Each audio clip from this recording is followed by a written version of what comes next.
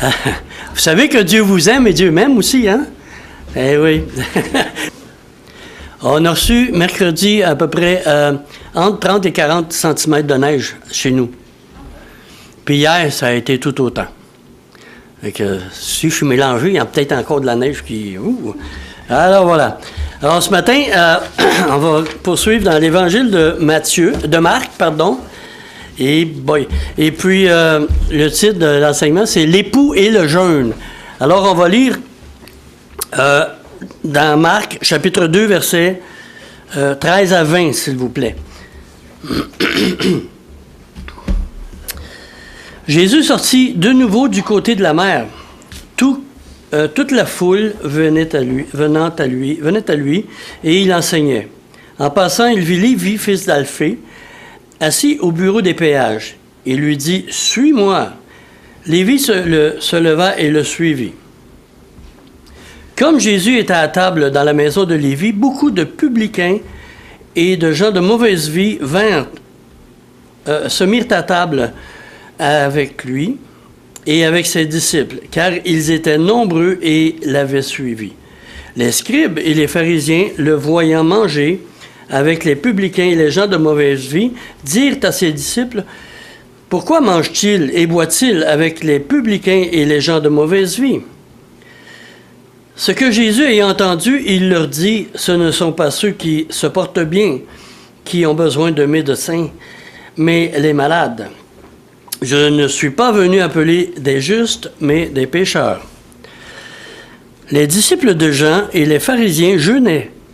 Ils vinrent dire à Jésus, « Pourquoi les disciples de Jean et ceux des pharisiens jeûnent-ils, tandis que tes disciples ne jeûnent point? » Jésus leur répondit, « Les amis de l'époux peuvent-ils jeûner pendant que l'époux est avec eux? Aussi longtemps qu'ils ont avec eux l'époux, ils ne peuvent jeûner. Les jours viendront où l'époux leur sera enlevé, alors ils jeûneront en ce temps-là. » Nous nous rappelons que l'évangile de Marc, je reviens souvent là-dessus parce que c'est important, parce que des fois on mélange ou bien des fois on peut s'appuyer sur... Il y en a qui ressortent des doctrines des évangiles sûrement. Alors l'évangile de Marc montre un point de vue différent des autres évangiles. C'est pas que Marc nécessairement avait, lui, une pensée différente, mais c'est vraiment, tous les évangiles, toutes les Écritures sont inspirées de Dieu, n'est-ce pas? Alors, le Saint-Esprit a inspiré chacun. C'est comme si les quatre évangiles, les quatre évangélistes, les quatre évangiles sont... on se fait une image, là. Mettons, il y a quatre écrans, il y a 4 personnes, et puis chacun regarde la vie de Jésus dans l'écran. Et puis, le Saint-Esprit va toucher quelqu'un sur certains points. Les 3 premiers évangiles, il y a beaucoup de répétitions, qu'on peut dire, mais il y a des petits détails dans quelques-uns.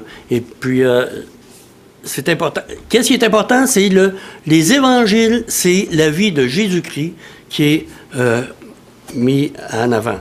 Alors, l'évangile de Marc, c'est l'évangile c'est la bonne nouvelle du serviteur de l'Éternel. Matthieu nous montre Jésus comme étant juif, descendant. On a vu dernièrement notre frère qui a donné un enseignement sur la naissance de Jésus. Donc, dans Matthieu, Jésus, il est juif. Il est descendant d'Abraham, l'Hébreu.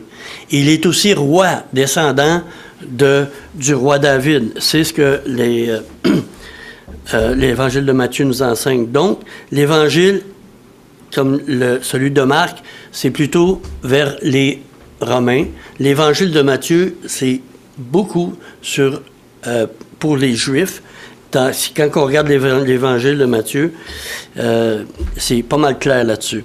Luc, lui, présente Jésus comme fils de l'homme. Un homme véritable, né d'une femme véritable. Et Jean, lui, dans son évangile, déclare fils unique de Dieu, vrai Dieu éternel, Dieu venu en chair. Et puis, je vais vous pas m'avancer trop là-dessus, j'en avais déjà partagé. Dans l'Ancien Testament, on retrouve aussi quatre comment qu'on pourrait dire?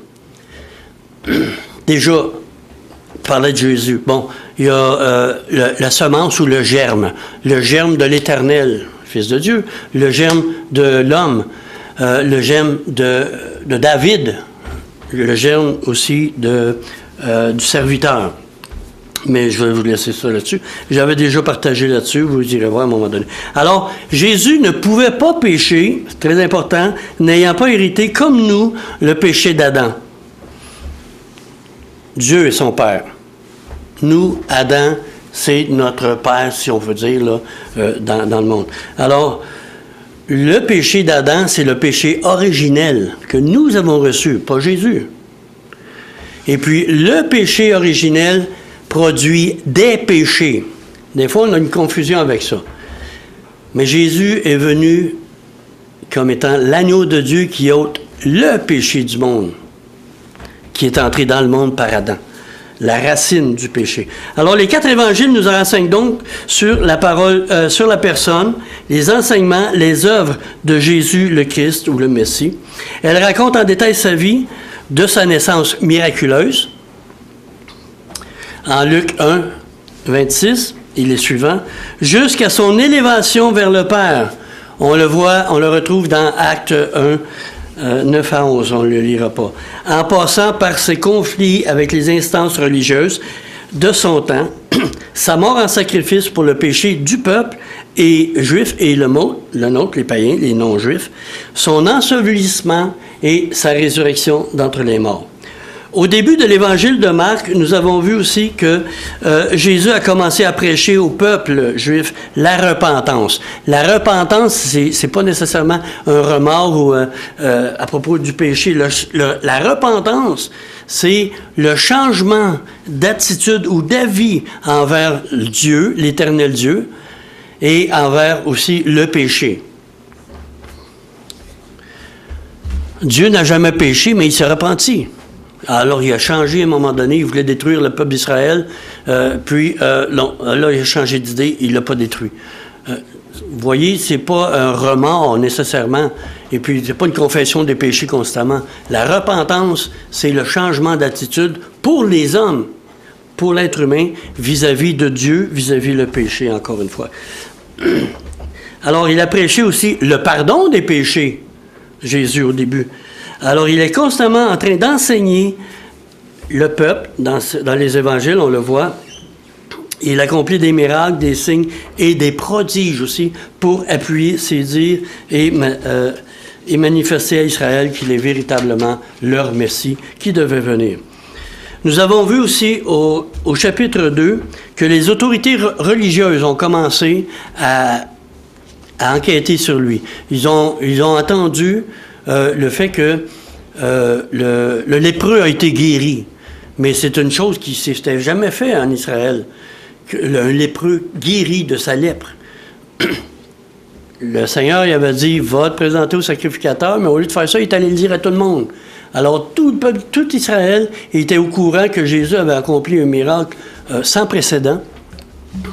Et puis, qu'est-ce qui est arrivé? C'est que là, les scribes et les pharisiens d'un peu partout, de Jérusalem, même ça prend 3 jours de Jérusalem à là où il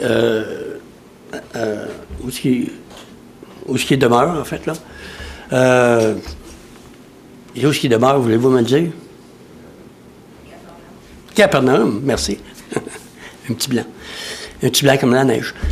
Alors, ça a pris 3 jours de Jérusalem à là, puis il y avait d'autres endroits aussi de Galilée, des scribes et des pharisiens qui se sont réunis à la maison de Pierre, Jacques, André, à Capernaum, où c'était le quartier général de Jésus. Donc, qu'est-ce qui est arrivé? Ils sont allés là, ils étaient en train d'enseigner, puis il avait plein de scribes et de pharisiens dans la maison. Tout à coup, du ciel descend un paralytique. Alors, le Seigneur, le voyant, il a dit quoi? Qu'est-ce qu'il a dit? Il a dit, mon enfant, tes péchés te sont pardonnés. Ça, ils ont été un petit peu scandalisés, lui. Mais c'est Dieu seul qui peut pardonner les péchés. Mais eux, ils n'ont rien dit.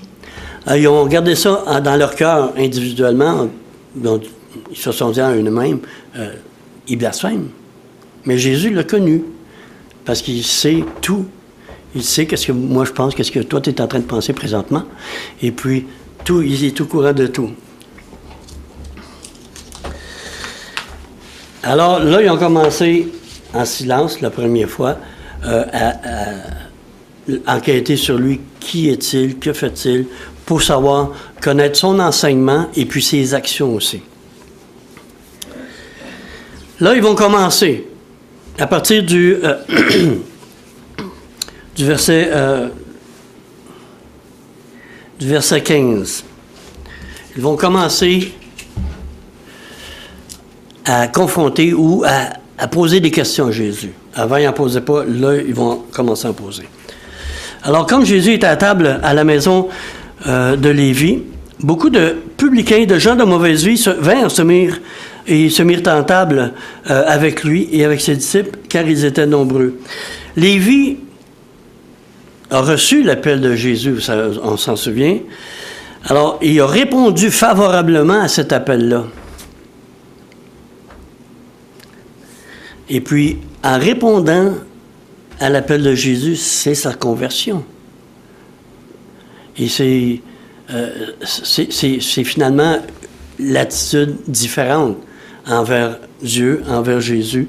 Il connaissait sûrement. C'est la repentance. Alors, il s'est converti. Alors, il fait en son honneur, en l'honneur de Jésus, puis, en reconnaissance, il lui fait un festin dans sa maison. C'est pas juste une coupe de petits sandwichs, pas de croûte avec des olives. Il a fait un festin.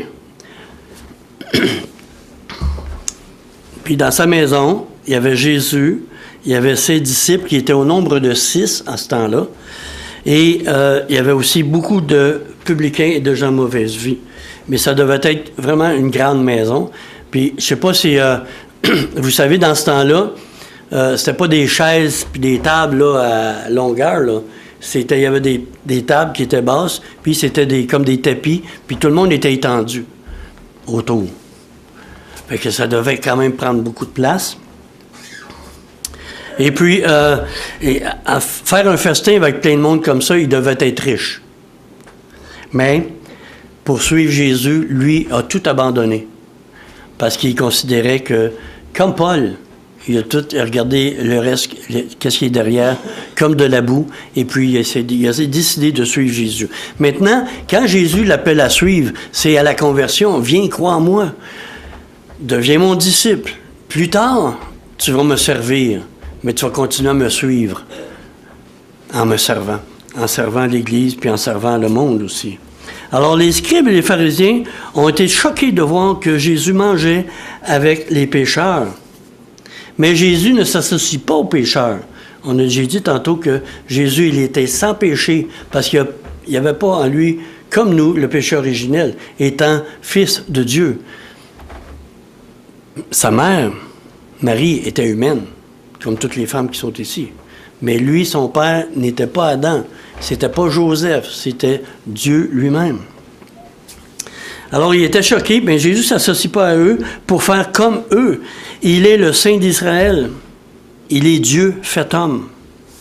Et il a séparé les pécheurs et il a vécu une vie sans péché. Maintenant, il y a la critique du comportement de Jésus par les scribes. Alors, les scribes et les pharisiens, le voyant manger avec les publicains et les gens de mauvaise vie, dirent à ses disciples, il s'adresse aux disciples, c'est drôle, « Pourquoi mange-t-il et boit-il avec les publicains et les gens de mauvaise vie? » Les docteurs de la loi et les pharisiens devaient se tenir en dehors de la maison. Pourquoi ils n'étaient pas dans la maison avec eux, comme l'autre fois? Parce qu'il y avait des pécheurs, des publicains, des gens de mauvaise vie. Et puis eux, les scribes et les pharisiens, c'est des justes. Ils ne se tiennent pas là. Ils sont en dehors. Ils ont sûrement resté en dehors. Alors, puisqu'ils étaient justes, ils se tenaient loin des pécheurs, de peur peut-être d'être contaminés. Et ils méprisaient les pécheurs. Luc 18, 9 à 14. On va lire. Il dit encore cette parabole en vue de certaines personnes qui se persuadaient d'être justes et ne faisaient aucun cas des autres. 2 hommes montèrent au temple pour prier. L'un était un pharisien, l'autre était publicain. En passant, pour ceux qui ne sont pas clairs, publicain, c'est quelqu'un, un collecteur d'impôts. Comme nous, on les aime tellement aujourd'hui. Mais c'est nécessaire, l'impôt. Mais eux, c'est parce qu'ils haïssaient, ils étaient comme d'une basse classe, parce que les publicains ou les collecteurs d'impôts demandaient plus qui était exigé par les Romains. Puis ils s'en mettaient beaucoup dans leur poche. Alors, puis en plus, ils travaillaient pour les ennemis, pour ceux qui dominaient sur Israël. Donc, un était pharisien et l'autre publicain. Le pharisien se tenant debout, priant lui-même, « Ô Dieu, je te rends grâce de ce que je ne suis pas comme le reste des hommes, qui sont ravisseurs, injustes, adultères, ou même comme ce publicain. » Il méprise les pécheurs. « Je jeûne 2 fois la semaine, je donne la dîme de tous mes revenus. » Le publicain, lui, se tenait à distance, n'osait même pas lever les yeux vers le ciel, mais se frappait la poitrine en disant « Ô Dieu, sois apaisé envers moi qui suis un pécheur. » Je vous le dis, celui-ci descendit dans sa maison justifié, plutôt que l'autre. Pour être justifié, foi en Dieu et se reconnaître pécheur.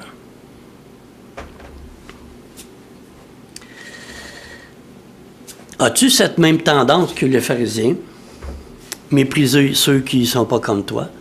Des fois, on a de la difficulté à se tenir avec dans le monde. On veut se retirer. Mais c'est pas un bon témoignage. Moi, je me souviens, j'ai été 3 ans en chômage dans les années 80. Il y avait beaucoup de chômage au Québec. Et puis, j'ai trouvé un emploi. J'étais allé travailler, puis c'était dans la soudure. Et puis, à la fin de la soirée, on finissait à minuit.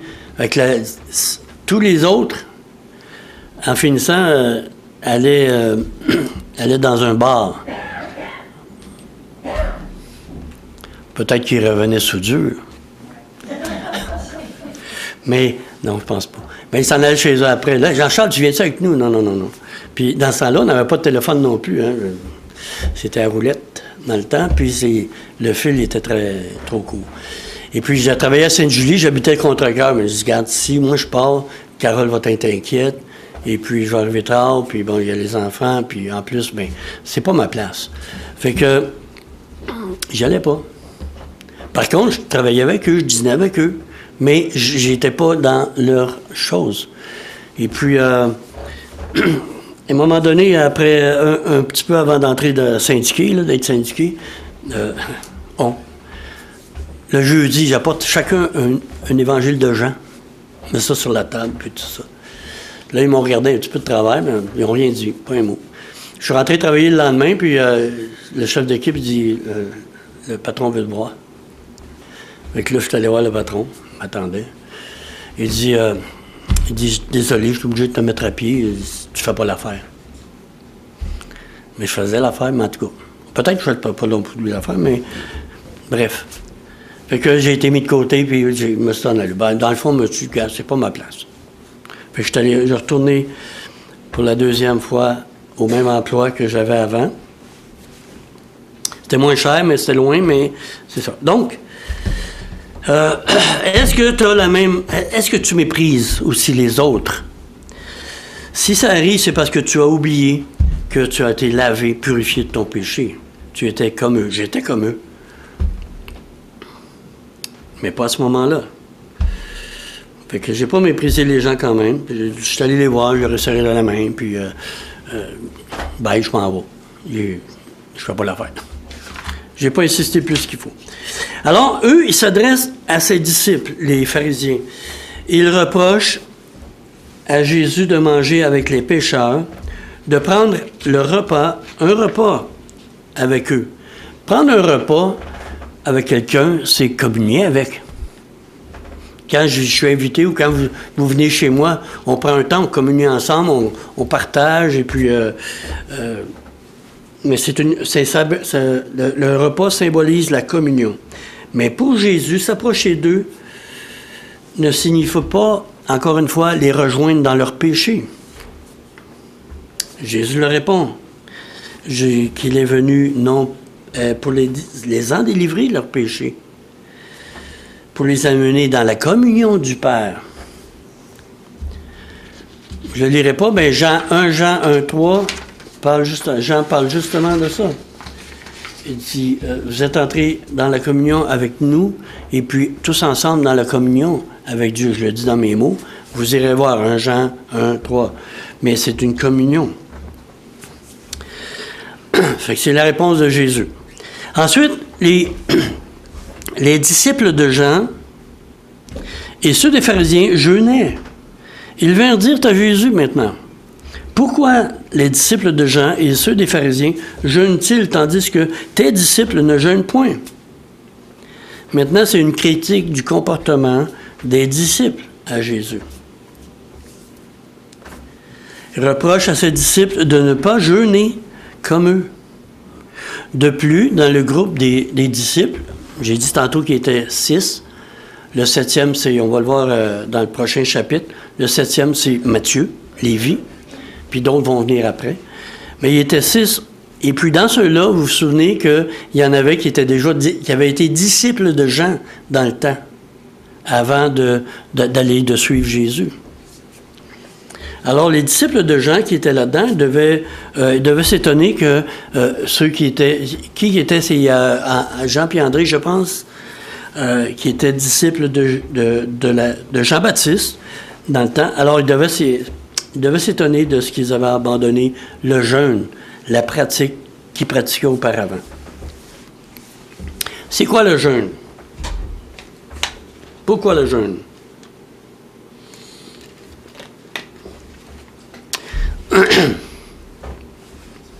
La pratique du jeûne n'était pas prescrite nécessairement dans la loi de Moïse comme une règle à suivre régulièrement dans l'Ancienne Alliance. Sauf ceci. Lévitique, chapitre 16. On va lire un petit coup. Lévitique, chapitre 16. À partir du verset 29 à 31. C'est ici pour vous une loi perpétuelle. Au 7e mois, le 10e jour du mois, vous humilierez vos âmes. Vous ne ferez aucun ouvrage, ni l'indigent, ni l'étranger qui séjourne au milieu de vous. Car en ce jour, on fera l'expiation pour vous afin de vous purifier. Vous serez purifiés de tous vos péchés devant l'Éternel. Ce sera pour vous un sabbat, un repos, un jour de repos, et vous humilierez vos âmes. C'est une loi perpétuelle. C'était le jour de l'expiation, le grand jour qui arrivait une fois par année, le Yom Kippour. Alors, ils devaient humilier leur âme, puis le jeûne, c'est pas pour attirer des bénédictions de la part de Dieu, c'est réellement humilier son âme devant le Seigneur. On a des besoins, il y a des besoins, tout ça, c'est sûr. Là, regardez, vous humilierez vos âmes. C'est une attitude de cœur qui est exigée au jour des expiations une fois par année. Si vous vous souvenez, quand l'apôtre Paul était en bateau pour s'en aller vers Rome, il faisait beau, puis tout ça. À un moment donné, il était arrêté à quelque part, puis là, ils ont vu que le temps était beau, fait qu'ils sont partis.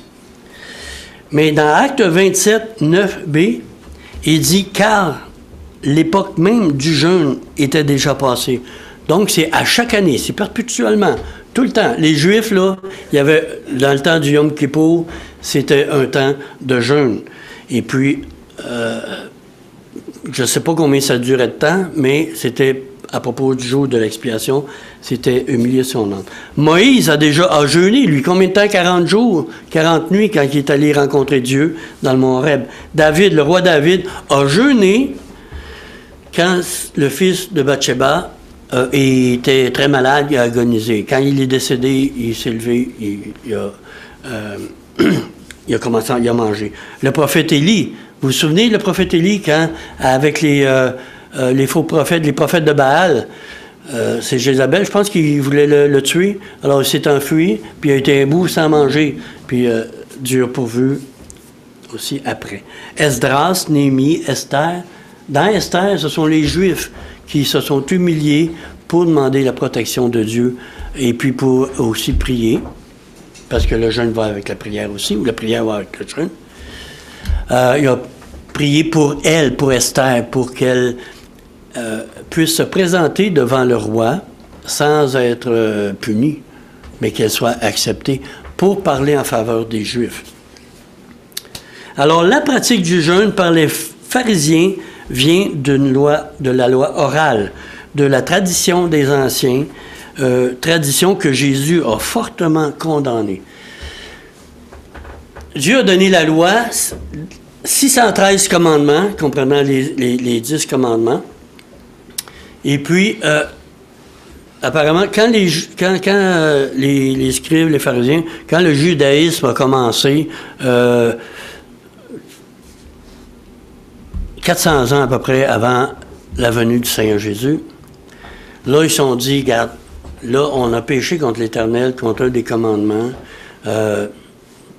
C'est pour ça qu'on est allé à Babylone. Et puis, bon. Fait que là, ils sont réunis, puis les scribes, c'est des docteurs de la loi qui étudient, puis tout ça. Alors, apparemment, des 613, eux ont trouvé un moyen pour rajouter des choses afin que le peuple ne pêche pas contre les 613 commandements, mais c'est comme une barrière qu'ils ont mis. Alors, ça, c'est la barrière, c'est la Mishnah, c'est la tradition des anciens, puis la tradition orale qui ont fait. Fait que là, ils ont rajouté des choses. Comme un exemple, c'est par rapport à c'est écrit de ne pas manger le veau dans le lait de sa mère ou quelque chose, faire cuire. Mais eux, ils ont rajouté des choses par rapport à ça. Et puis, si tu prends du lait, si tu manges du veau, le petit d'une vache, il ne faut pas qu'il soit dans son lait. Donc, attends un peu. Là, tu peux prendre, tu peux la manger, mais le lait, tu peux le prendre quelques heures plus tard, ou des choses comme ça. Ils ont rajouté plein de choses pour. En tout cas. Fait que le Seigneur, là, et ça, c'était des règles. Puis, on le voit dans. Tiens, on va lire juste Matthieu 23, juste un petit verset en passant. Où Jésus les condamne. Il censure les scribes et les pharisiens. Parce que là, eux, les scribes et les pharisiens ont poussé le peuple à rejeter le Messie, à rejeter Jésus. Et Jésus les condamne ici. Au chapitre 23 de l'Évangile de Matthieu. C'est ça que ça dit. Puis, au verset 23, ça dit « Malheur à vous, scribes et pharisiens hypocrites, parce que vous payez la dîme de la menthe et de la nette et du cumin, et que vous laissez ce qui est plus important dans la loi, la justice, la miséricorde et la fidélité. » C'est là ce qu'il devait pratiquer, qu'il fallait pratiquer. Et puis, il y a plein d'autres choses aussi comme ça là-dessus, même par rapport aux parents, par rapport à plein de choses. Alors, Jésus les a condamnés par rapport à ça. Alors, parce qu'eux considéraient plus certaines petites choses comme ça, comme le lavement des mains. Pourquoi ils ne se lavent pas les mains avant de manger? Pourquoi jeûnent-ils? Tandis que nous, les disciples de Jean et les disciples des pharisiens, nous jeûnons.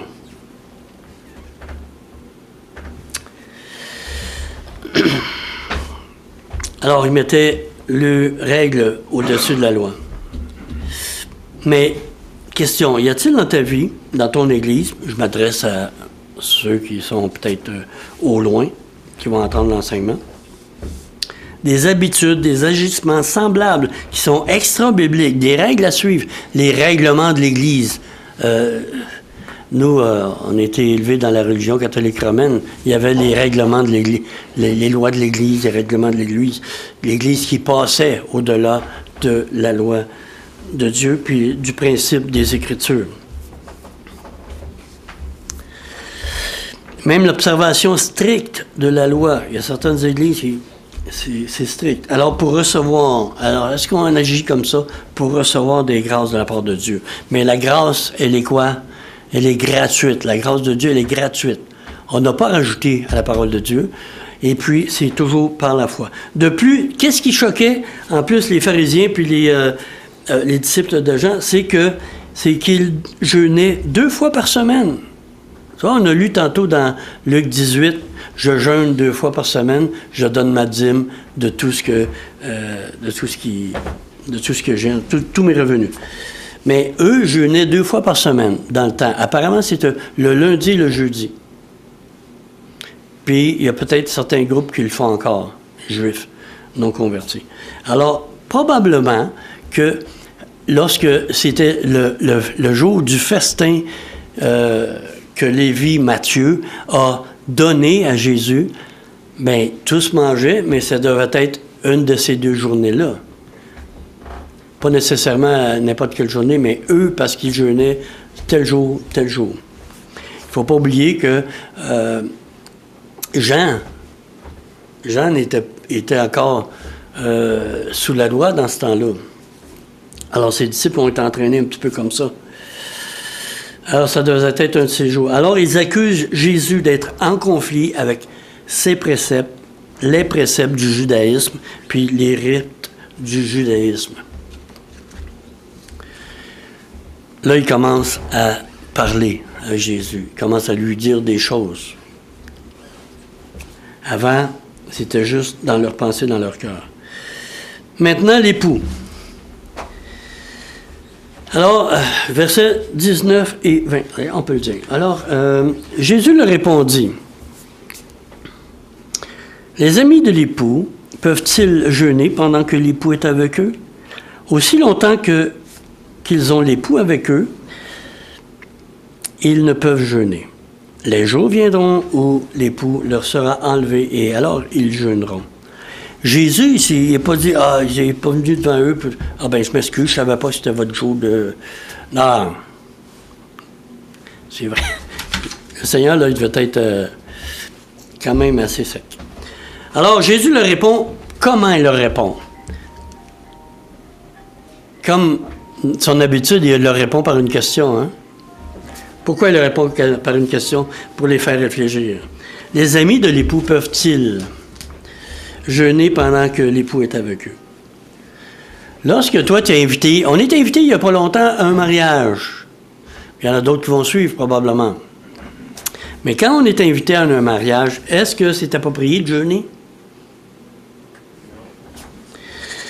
L'époux est là. Dans le mariage, l'époux est là. On se réjouit, non? On est invité. Alors, c'est un temps de joie, de réjouissance, de partage. C'est pas un temps d'affliction, ni de tristesse. Alors, tant que Jésus est avec eux, ils seront dans la joie.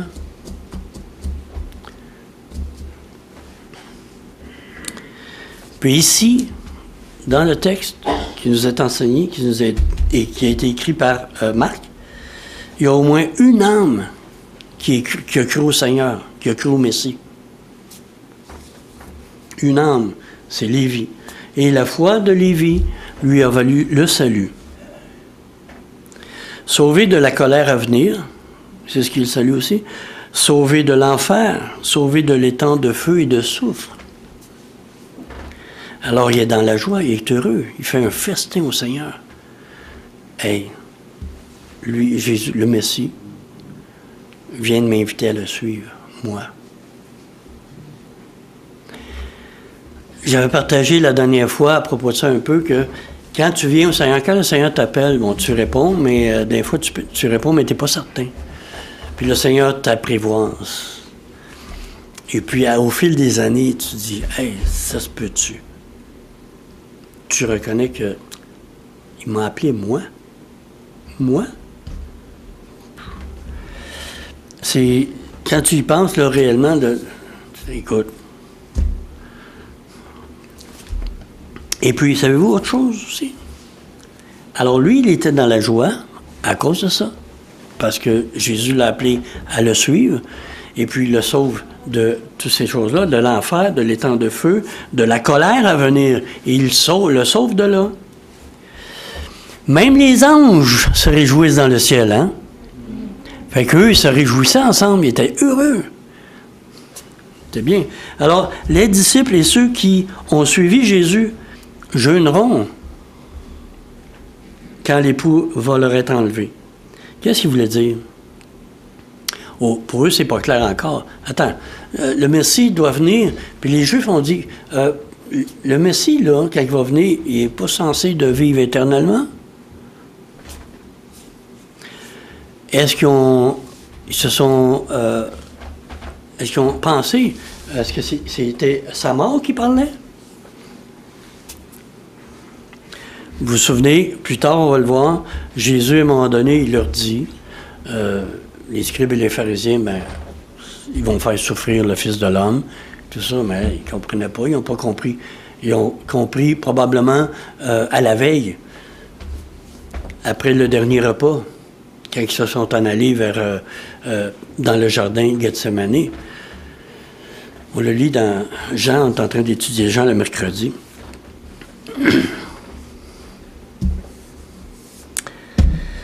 Alors, leur joie, dans ce temps-là,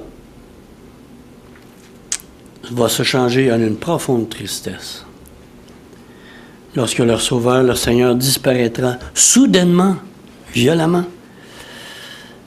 Jean 16. Jean 16, 19 à 22. Qu'est-ce que ça dit? Jésus connut... OK, verset 18. « Et il disait donc, que signifie ce qu'il dit? Encore un peu de temps? Nous ne savons de quoi il parle. Jésus connut qu'il voulait l'interroger et leur dit, « Vous vous questionnez les uns les autres sur ce que j'ai dit, encore un peu de temps, et vous ne me verrez plus. Puis encore un peu de temps, et vous me verrez. En vérité, je vous le dis, vous pleurerez, et vous vous lamenterez. » Tu peux-tu imaginer, là, ils sont 11, parce que Judas, il était parti pour le livrer. Mais ils sont 11. Ça fait 3 ans et demi on est avec lui. On le voit, on voit Dieu, finalement, là. Philippe a demandé, « Seigneur, ben, montre-nous le Père. » Ben, « Philippe, depuis le temps que je suis avec vous, tu ne m'as pas encore vu. » Dieu était présent au milieu d'eux, avec eux, et il parcourait toute la Galilée, tout l'Israël. Et puis, là, il dit, « Regarde, je vous le dis en vérité, vous pleurerez. » Moi, j'ai envie de pleurer là. Eux, ils vont pleurer, c'est certain. Et vous vous lamenterez. Et le monde se réjouira. Pourquoi ils vont se réjouir? Vous serez dans la tristesse, mais votre tristesse se changera en joie. La femme, lorsqu'elle enfante, éprouve de la tristesse parce que son heure est venue. Mais lorsqu'elle a donné le jour à un enfant, elle se souvient plus de sa souffrance.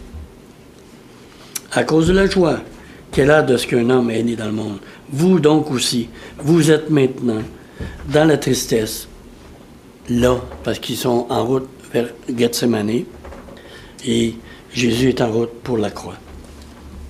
Mais je vous reverrai, et votre cœur se réjouira, et nul ne vous ravira votre joie.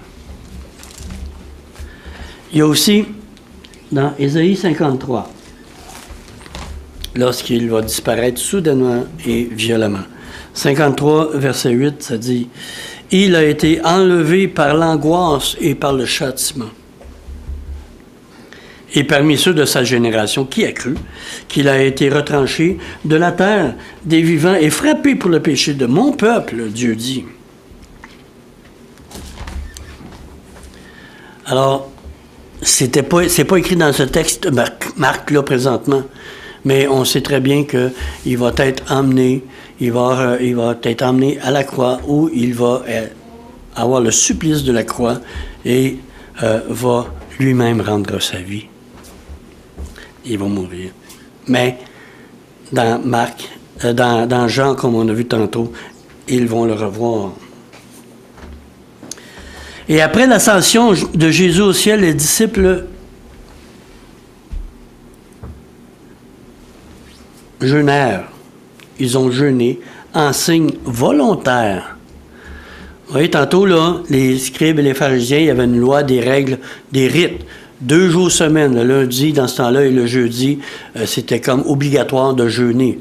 Maintenant, après la Pentecôte, et puis là, c'est un acte volontaire. On peut jeûner, il y a des raisons, mais la première des choses, c'est ça, quand on vient devant toi, dans le jeûne et la prière, c'est pour s'humilier devant toi. On s'humilie, et puis maintenant, on jeûne, on prend un temps de jeûne. C'est pas écrit combien de temps, c'est pas écrit non plus à quelle séquence dans les Écritures, c'est comme volontaire, c'est un petit peu comme, si vous voulez, personnel. Par contre, puis c'est librement, puis c'est humblement, en humble dépendance de Dieu qu'on jeûne ou qu'il y a des jeûnes là-dedans. Je ne lirai pas, Acte 13, 2 et 3 et 14, Acte 14, verset 23, les disciples ont jeûné ensemble. Ils ont jeûné pour des raisons particulières. Maintenant, par rapport à ça, on aurait longtemps à dire par rapport à l'époux. Je vais arrêter là.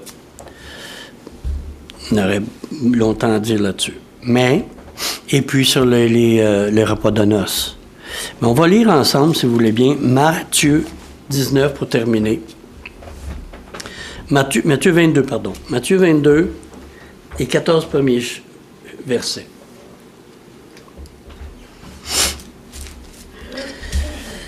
Jésus, prenant la parole, leur parla de nouveau en parabole et dit, « Le royaume des cieux est semblable à un roi qui fit des noces pour son fils. » C'est une parabole.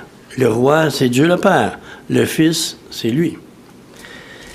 Il envoya ses serviteurs appeler ceux qui étaient invités aux noces. Qui était invité aux noces? Les premiers. Les Juifs. Israël. Les scribes, les pharisiens, les chefs religieux, tout ça. Ici, n'oubliez pas, c'est la fin de Matthieu. Jésus va être, tu vois, les passages avant, mais il parle de la pierre qu'ils ont rejetée. Et puis, les passages de 23, 24, 25, 26, et puis, c'est sa mort. Donc, alors, mais ils ne voulurent pas venir. Il envoya encore d'autres serviteurs en disant, dites aux conviés, voici, j'ai préparé mon festin, mes bœufs, mes bêtes grasses sont tuées. Tout est prêt, venez aux noces.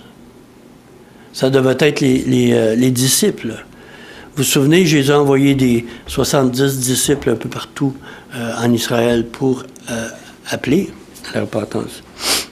Ça, c'est pas comme à propos de la vigne que vous pouvez lire auparavant dans l'Évangile de Matthieu. Venez, tuons-la et prenons l'héritage. C'est ce que ça disait un petit peu, mais c'est différent. Mais sans s'inquiéter de l'invitation, ils s'en allèrent, celui-ci à son champ, celui-là à son trafic. Et les autres se saisirent des serviteurs, les outragèrent et les tuèrent. Il y a aussi, Jésus, dans cette parabole-là, parle aussi de la suite des temps, jusqu'à la grande tribulation. L'invitation pour les Juifs, elle est toujours là. Et puis, qu'est-ce qui est arrivé aux apôtres? Plusieurs ont été tués, d'autres ont été martyrisés. Puis c'est pas seulement que les Juifs, c'est les nations aussi qui n'en veulent pas. Alors, les outragèrent et les tuèrent. Le roi fut irrité, il envoya ses troupes, fit périr ses meurtriers et brûla leur ville. Jérusalem a été brûlée. Alors, il dit à ses serviteurs, les noces sont prêtes, mais les conviés n'en étaient pas dignes. Allez donc dans les carrefours et appelez aux noces tous ceux que vous trouverez. Hey, on était dans les carrefours aussi. Partout. Allez les inviter. Ses serviteurs allèrent dans les chemins, rassemblèrent tous ceux qu'ils trouvèrent, méchants et bons, et la salle de noces fut remplie de convives. Le roi entra pour voir ceux qui étaient à table. Dieu, là, quand il va... Dieu appelle au festin de noces de l'agneau en Apocalypse 19.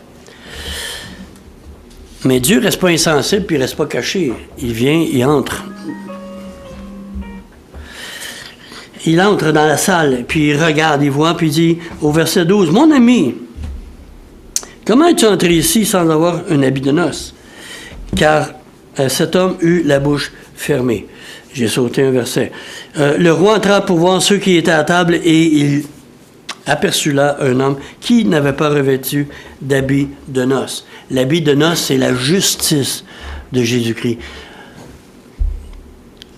Lévi a été justifié. Il a cru. Abraham a été justifié, rendu juste, d'injuste qu'il était, par sa foi. Alors, la parabole symbolise la noce qui aura lieu dans le royaume messianique aussi, et surtout dans le royaume messianique, et qui ne sera réservé qu'à ceux qui auront accepté l'invitation, comme Lévi, comme les autres apôtres avant lui, puis comme d'autres aussi après, puis comme aussi probablement, et puis ça nous dit aussi dans les Actes des apôtres, il y a plusieurs religieux pharisiens qui, après tout ça, là, ce qu'ils ont vu, là, ont cru, se sont convertis, tout ça. Alors, les noces qui auront lieu dans le royaume messianique, qui sera réservé qu'à ceux qui auront accepté l'invitation, et les autres, comme les Juifs et les pharisiens de ce temps-là, puis d'autres aussi à travers tout le temps qui auront refusé, malgré l'invitation qui leur auront été faite, ben, ils vont être dans les temps de feu et de soufre, ils vont subir la colère de Dieu, et puis en enfer. Alors, si tu veux te réjouir avec l'époux et nous, c'est le temps maintenant de répondre à son appel. C'est grave ça, son appel, c'est quoi? Suis-moi, Jésus dit. Si vous n'avez pas suivi encore Jésus, venez à lui. Suivre pour le salut, ensuite le servir et l'adorer aussi. Alors, Père, merci pour ta parole. Merci pour Jésus qui a vécu quand même des temps difficiles. C'est un commencement qu'on voit au début de l'Évangile de Marc, que Jésus entre en conflit, où les scribes, les pharisiens, les religieux entrent en conflit avec Jésus, et que ça va s'aggraver de plus en plus, et ça va l'emmener jusqu'à la croix. Puis ça, c'était prévu de ta part aussi, Père, pour justement que Jésus paie pour mon péché, pour nos péchés.